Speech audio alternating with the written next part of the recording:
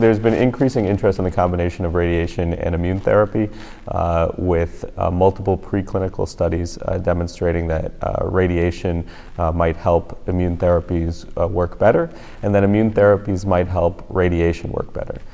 Because of the preclinical data and the number of studies that have demonstrating promise with this combination, there's an increasing number of clinical trials that are testing the combination of radiation and immune therapy.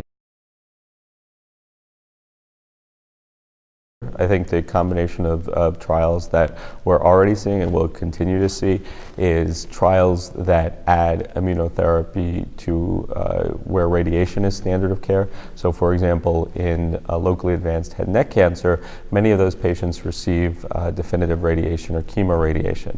And so the question in those studies will be, does the addition of immunotherapy, which is active in the metastatic setting for squamous cell cancers of the head and neck, also improve results in the locally advanced setting? So those studies are just getting underway now.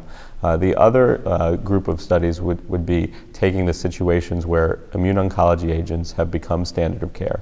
So for example, in the metastatic setting, PD-1 inhibitors are approved for an increasing number of diseases such as metastatic lung cancer, melanoma, and others.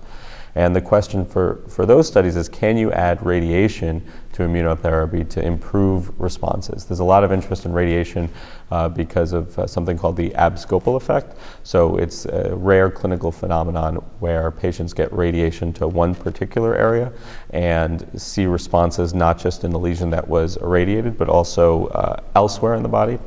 Now that's very rare. In fact, it's a case report when it does happen.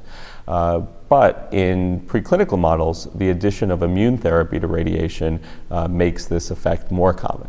So in those situations, can we use radiation as an adjunct, an in situ vaccine, to help immunotherapy work better?